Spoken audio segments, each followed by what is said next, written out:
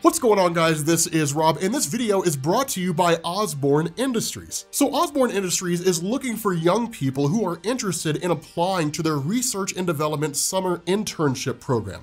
At Osborne Industries, they use technology and the power of teamwork to discover new ways to prevent and overcome the world's most significant healthcare challenges.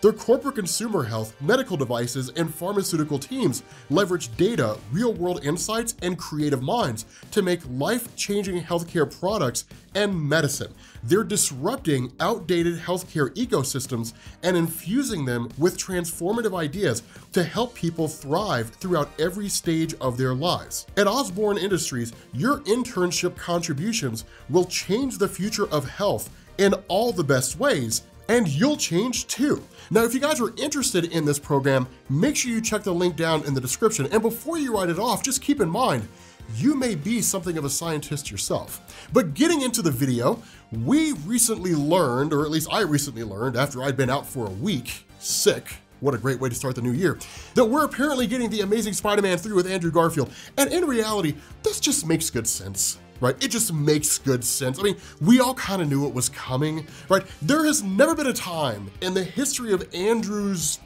career as Spider-Man when people were more excited to see him as Spider-Man than during No Way Home. Like, I don't know about you guys, but one, I feel like all those videos out there, they're like the reaction videos when he jumps through the portal, when Ned Leeds opens it and then like rips off his mask and reveals that he's like Andrew Garfield. I feel like half of those views are me. But you guys have seen those videos, right? Like, he rips off the mask, he reveals it as Andrew Garfield, and the crowd pops, everybody goes nuts, right? And I think a lot of that was based on just the fact that it was possibly true, but it also may not have been true. It was just murky enough to not really know whether or not it was actually going to happen. A lot of people said they knew it was going to happen, but at the end of the day, none of us really did, right? I mean, there were like some screenshots that were out there, and I remember there was a video that was made where they were like, no, there's no way anybody CGI'd the face of Andrew Garfield on him. That is actually Andrew Garfield on that set piece in that video, right? I mean, we saw those kinds of things, but we didn't actually know it was gonna happen until we saw him in the movie. And that when he was there, it just kind of completed it, right? It sort of gave us what it was that we wanted, which was the trinity of live action Spider-Man, right? You start with Tobey, you went into Andrew, then you go into Tom. And it just sort of gave us everything that we were hoping for. It was perfect, right? And even the scene that followed, when they're like all swinging around and all that kind of stuff, it was an absolutely amazing scene. And so a third Spider-Man film just it's too good of an opportunity to pass up, because what it would do is it would complete the trinity films for each one of the guys, right? Tobey got his 3, Tom got his 3, now Andrew gets his 3, and he gets to ride off into the sunset. It's cool, right? Just sort of end it with his third movie, and that's it, right? And then wherever we end up going with Spider-Man from here is wherever we end up going, right? Tom Holland gets his new trinity of movies, that trinity ends, Tom Holland walks away, and then you get Miles Morales, who takes over the role of Spider-Man in the MCU, right?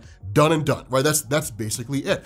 But the question we have to ask here is that with this third Amazing Spider-Man movie, what is this movie going to look like? And in my mind, there's only ever one of two storylines that I want to see play out, or at least see them borrow from one of these two storylines. The first of these is a recent story that's actually called Spider-Man Spider Shadow by Chip Zdarsky. And in fact, we're doing a video on that at Comics Explained. I'm just gonna call it like Andrew Garfield Spider-Man Kills the Marvel Universe. Because I don't know about you guys, those of you guys who are watching this and you read comics, sometimes I'll take MCU characters and like put them to characters in the comics, right? Like the Spider-Man comics, I'll be like, that's Tom Holland. And like, it just makes things more interesting to me, right? It just makes them more fascinating. The other one is actually the character of Assassin Spider-Man. We'll talk about him in a minute. To focus on Spider Shadow, and again, we're not gonna go super in-depth into this, that's what Comics Explained is for. But for Spider Shadow, this is a recent story that's actually kind of a what-if story regarding the events that came out of Secret Wars and went into the Spider-Man comics, right? So one of the things we talked about here before is the nature of Secret Wars. Largely that conversation has been confined to speculation on like what the movie will look like when the Russos said they wanted to make a Secret Wars film. But the thing about this is that during that story, Spider-Man got the Venom symbiote for the first time, but didn't realize it was the Venom symbiote. And it was just kind of a suit that he wore. It wasn't until he got back to Earth and started experiencing these nightmares where he was fighting this kind of symbiotic entity. And at the same time, the symbiote was taking his body while he was sleeping, going out into the world and doing things, that you realize the symbiote was basically nefarious. So for those of you guys who saw Tobey's Spider-Man 3, where basically he got the symbiote and like the symbiote was taking him out and doing stuff and he became like a darker version of himself, that was very similar to what happened in the comics. Not shot for shot, but in terms of the form and function, it's pretty identical. And so of course, Peter Parker got rid of the Venom symbiote, and then of course the Venom symbiote bonded itself to Eddie Brock, and then you got Venom in the classic sense. The story of Spider's Shadow actually goes a different direction, and it basically answers the question, what if Peter Parker not only kept the Venom symbiote, but actually embraced that darker side? And so he actually ends up killing his Sinister Six for the most part. And it gets pretty crazy. I mean, because it's Spider-Man, he doesn't stay evil, and basically he's redeemed, the Venom symbiote's removed from him, and then, you know, they saved, and so on and so forth. You know, what you would normally expect with like the prized possession of Marvel Comics, right? Like the incorruptible Spider-Man. So again, the story basically ended on a more positive note, but the character of Assassin Spider-Man was not that way. So Assassin Spider-Man was introduced during the events of Spider-Verse. And Spider-Verse, of course, is a story where it dealt with a big team up from all these different Spider-Man from across the multiverse. But Assassin Spider-Man only had an origin story and then jumped straight into the main Spider-Verse event where he died shortly after. But the origin story of Assassin Spider-Man is that basically after Peter Parker gained his powers in the way he traditionally does, but after losing the people that were closest to him, he basically decided all the villains had to die. That the only way to basically fix crime was to essentially kill at least the most notable supervillains. And then it went from his own supervillains into like actually other villains across the world.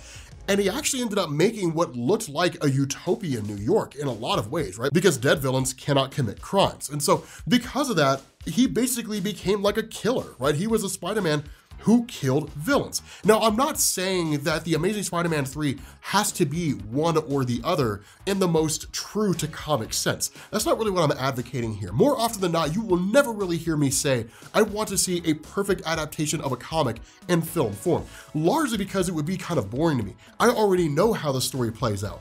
I read it when it came out.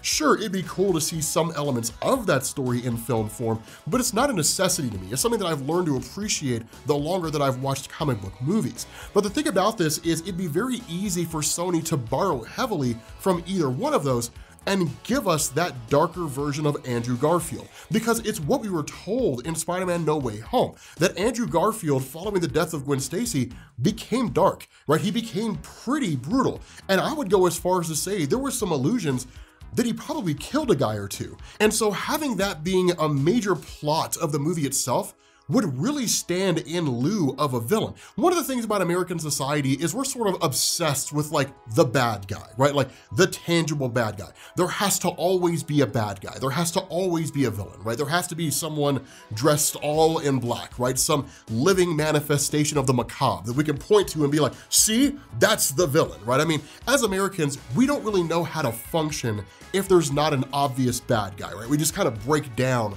and really start to panic, right? It just creates this existential crisis. But I think in lieu of some kind of traditional villain like Dr. Octopus or Chameleon or somebody like that, instead, the main villain is Andrew himself. That the film, while you will have like some adventures and you'll have like, you know, action sequences and things like that, the overarching theme of the movie is that Andrew is experiencing this inner turmoil, right? On one hand, the death of Gwen Stacy happened because of the Green Goblin. The fact that he could have killed the Green Goblin before that and Gwen Stacy would have been alive. If he'd gotten to her faster, if this had happened, if that had happened, right? All these things that he beats himself over the head about that he could have done beforehand that would have saved Gwen Stacy's life, right?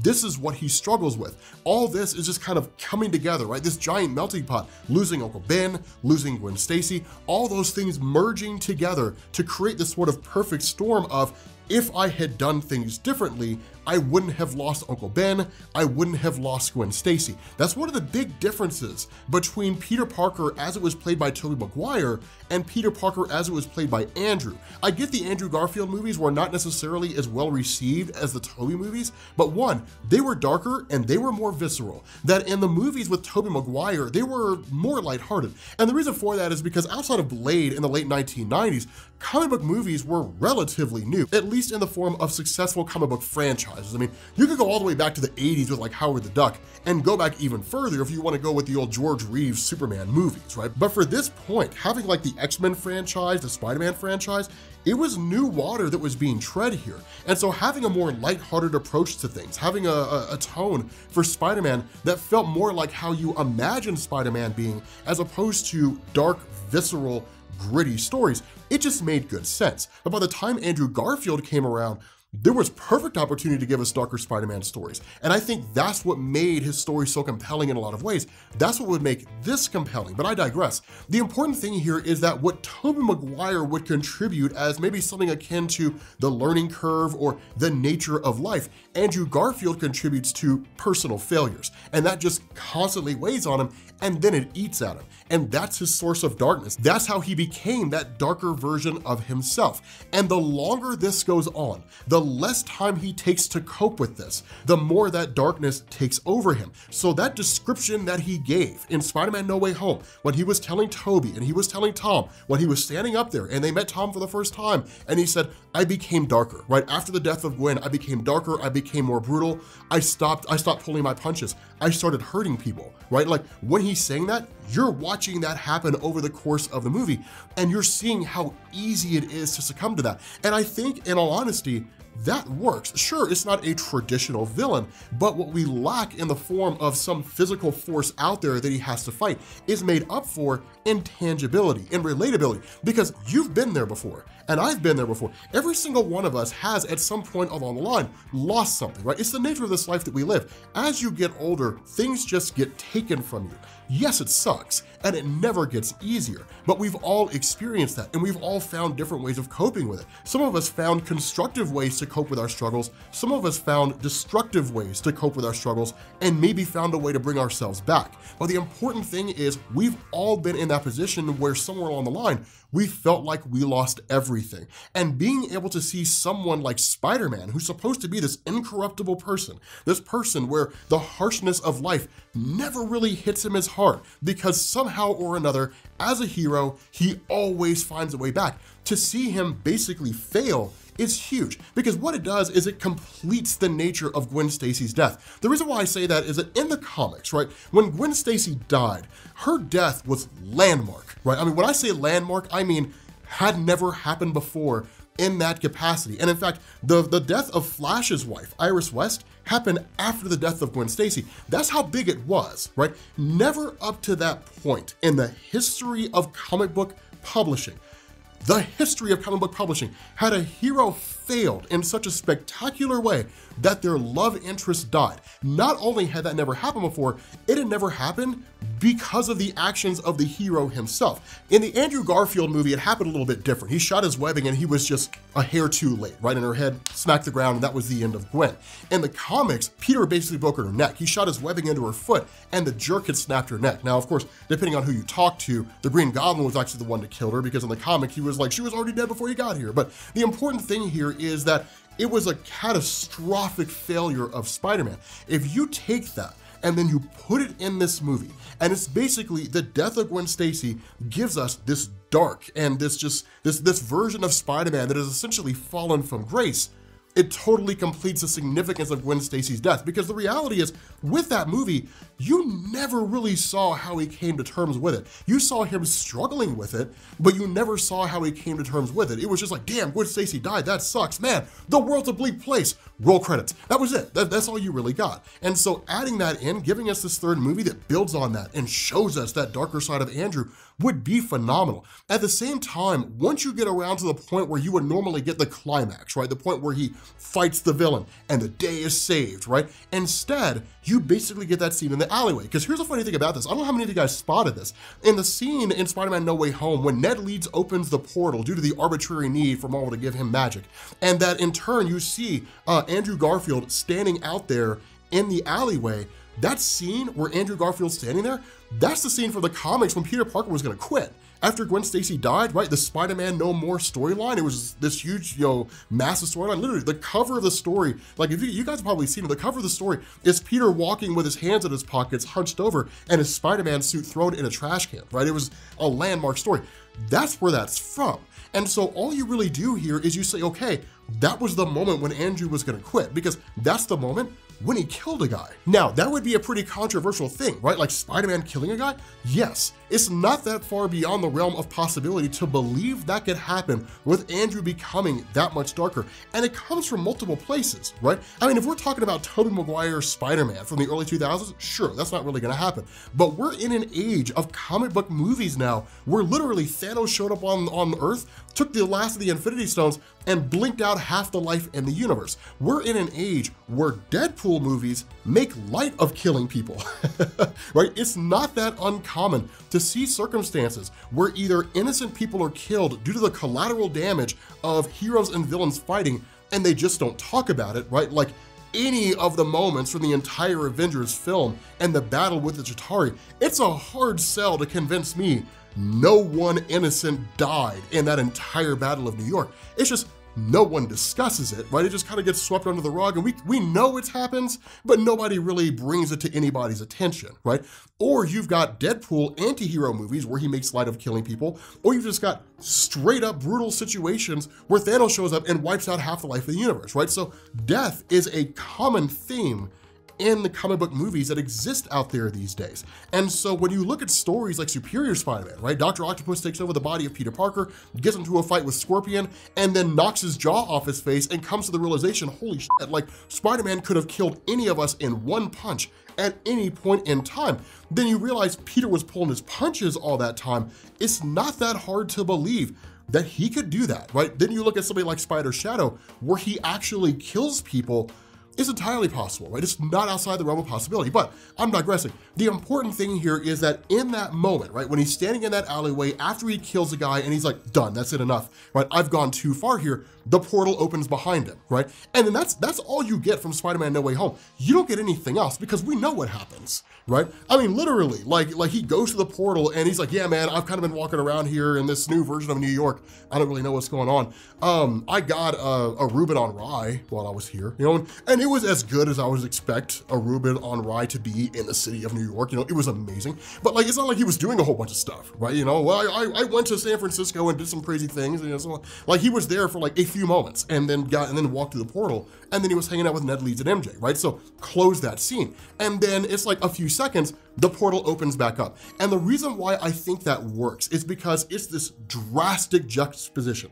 When he goes through the portal, he's giving up. He's quitting, he's done. He's had enough of being Spider-Man. He's become this just ridiculously dark version of Spider-Man. When he comes back out, he's hopeful. And we as the audience, having seen Spider-Man No Way Home, connect the dots, that we realize him coming out of that portal is him with a new lease on life, right? He's hopeful now, more hopeful than he's been in a long, long time. Go Forward, where he hangs out with Sally Field, Aunt May, who I think is still alive in those movies. I can't remember off the top of my head. Maybe a few other scenes that illustrate the fact that it's hopeful, and he's standing at the top of his favorite building in the city of New York as the sun rises on a grateful universe. Like, you know what I mean? Like that kind of a thing, So again, I think it would be a movie that doesn't really need a traditional villain. I mean, do you need to have villains? Sure, if for no other reason than to show us just how far he's falling and how fast it's happening. But I think that the main villain of that movie is not somebody like Chameleon or their version of Morbius or something like that. It's Andrew Garfield. And that when that movie ends, it's Andrew Garfield getting back to being the better Spider-Man, getting back to being the one that is trying to become as great as Tom Holland was, and the best of them, which is Tobey Maguire, right? He just kind of rides off into the sunset, and the movie just kind of leaves you on the film equivalent of letting your voice trail off, where, and then he lived happily ever after, right? That kind of a thing, right? And then that's it, right? Just roll credits, and even if the movie was just kind of like, yeah, it was okay, it's his final film, right? So like, we as comic book movie fans would look at that and say, I mean, could the movie have been better? Sure, but it's his final film. So we'll all just kind of silently agree to let the bad parts go. We'll stand up, give him a round of applause, say you did a great job, Andrew Garfield, and that'll be the end of it, right? And they'll all finally get their trilogies, right? He'll finally get his third film. We'll all celebrate. Champagne will fall from the heavens. Velvet robes will part, for those of you guys who ever watched Gone in 60 Seconds, and like that'll be it. So let me know what you guys think down in the comment section about this idea, right? Just kind of something I've been mulling around for the last few days. But thank you guys for watching. Hopefully I won't sound as nasally because, you know, getting over the flu the first week of the new year is still something that I'm trying to do. And I will catch you all later. Peace.